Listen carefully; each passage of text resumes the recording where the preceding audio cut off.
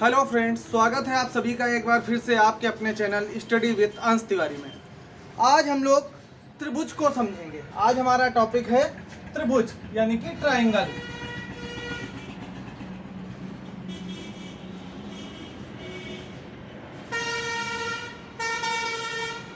Triangle त्रिभुज, सबसे पहले ये जानेंगे कि त्रिभुज कहते किसे हैं। तो किसी भी तीन भुजाओं से घिरी हुई बंद आकृति को हम त्रिभुज कहते हैं। क्या कहेंगे कि तीन भुजाओं से घिरी हुई, तीन भुजाओं से घिरी हुई बंद आकृति। अगर तीन साइड से क्लोज्ड कर्व है तो वो ट्रायंगल कहलाएगा। अब देखेंगे जरा ट्रायंगल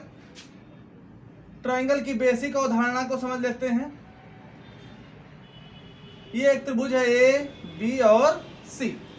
देख रहे हैं कि त्रिभुज में तीन भुजाएं होती, पहली भुजा ए बी, दूसरी बी सी, तीसरी ए सी। तीन भुजाएं।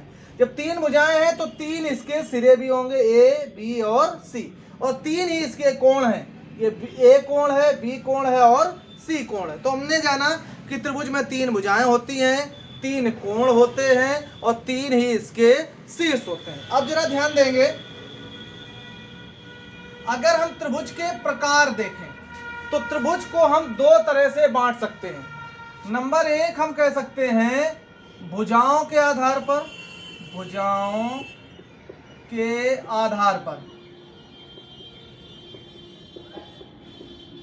और दूसरा बोलेंगे कोणों के आधार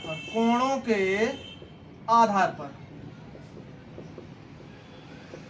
यानी कि triangles according two sides and triangle according two angles. इस तरह से हम इसको डिफाइन करेंगे। तो दोनों तरह से तीन प्रकार के होते हैं, पहला, दूसरा और तीसरा।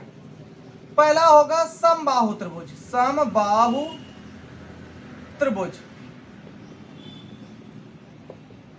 समबाहु त्रिभुज को हम लोग इक्विलैटरल ट्रायंगल भी कहते हैं। इक्विलैटरल ट्रायंगल यानी कि समबाहु, सम मतलब समान, बाहु माने भुजाएं। ऐसा त्रिभुज जिसकी तीनों भुजाएं समान हो उसे हम समबाहु त्रिभुज कहते हैं। तो इस समबाहु त्रिभुज की तीनों भुजाएं समान होती हैं। जब तीनों भुजाएं समान होंगी तो इसका प्रत्येक कोण भी समान होगा। अच्छा, हमें पता है कि त्रिभुज के तीनों कोणों का योग कितना होता है। त्रिभुज के तीनों कोणों का योग 180 अंश होता है। त्रिभुज के तीनों कोणों का योग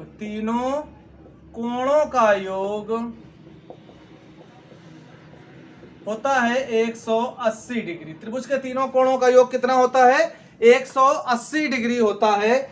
अब जब तीन कोण है, तीनों बराबर हैं, तो प्रत्येक कोण इसमें हो जाएगा 60 अंश का।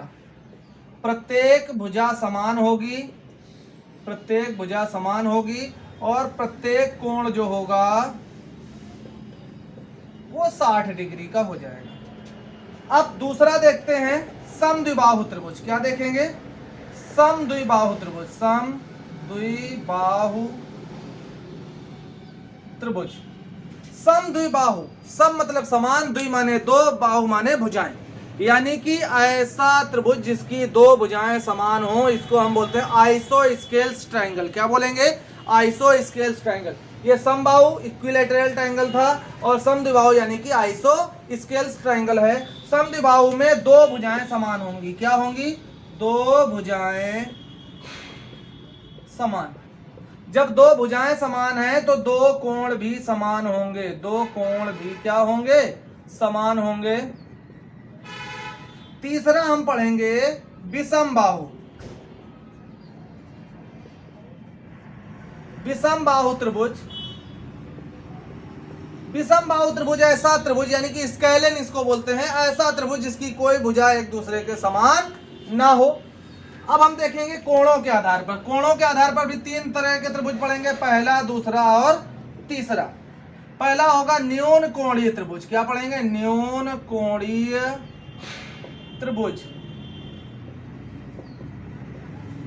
तो ऐसा त्रिभुज जिसके तीनों कोण न्यून कोण हो वो क्या होता है? न्यून कोणीय त्रिभुज कहलाता है। इंग्लिश में बोलेंगे एक्यूट एंगल्ड ट्रायंगल। यानी कि प्रत्येक कोण 0 डिग्री से बड़ा हो और 90 डिग्री से छोटा हो उसे हम एक्यूट एंगल कहते हैं, न्यून कोण कहते हैं। तो इसका प्रत्येक कोण जो होगा वो 0 डिग्री से बड़ा होगा और 90 डिग्री से छोटा होगा। तो प्रत्येक कोण क्या होगा? न्यून कोण होगा। प्रत्येक कोण न्यून कोण होगा। अब दूसरा हम पढ़ेंगे तो समकोणीय त्रिभुज। समकोणीय त्रिभुज। समकोणीय त्रिभुज का मतलब है राइट एंगल्ड ट्रायंगल।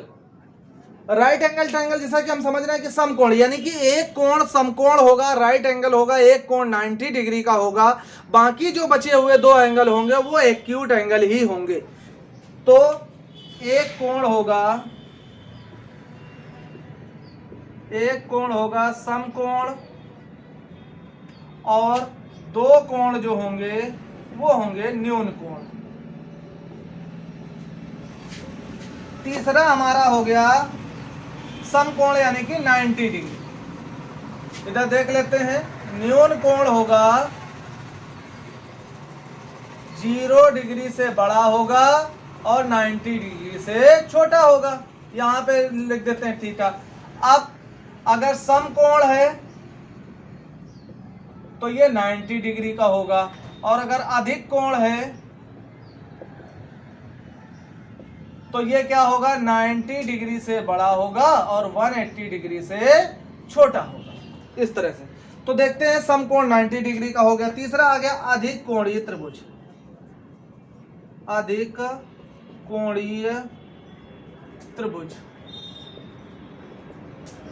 ऐसा त्रिभुज जिसका प्रत्येक कोण ऐसा त्रिभुज जिसका एक कोण अधिक कोण हो, यानी कि जिसका एक कोण 90 डिग्री से बड़ा हो और 180 डिग्री से छोटा हो और बाकी दोनों कोण कैसे हो?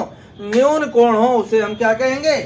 अधिक कोणीय त्रिभुज कहेंगे। तो बताएंगे एक कोण जो होगा ये अधिक कोण होगा, अधिक कोण, और 2 कोण जो होंगे वो न्यून कोण होंगे। तो इस तरह से हमने देखा कि किसी भी त्रिभुज में ज्यादा से ज्यादा 3 न्यून कोण हो सकते हैं और कम से कम 2 न्यून कोण होंगे। अगर 2 न्यून कोण नहीं है तो त्रिभुज संभव नहीं होगा। ओके, धन्यवाद। अगर आपको हमारा वीडियो अच्छा लगे तो इसको लाइक और शेयर करें। अगर आप हमारे वीडियो को पहली बार देख रहे हैं तो सब्सक्राइब करना ना भूलें।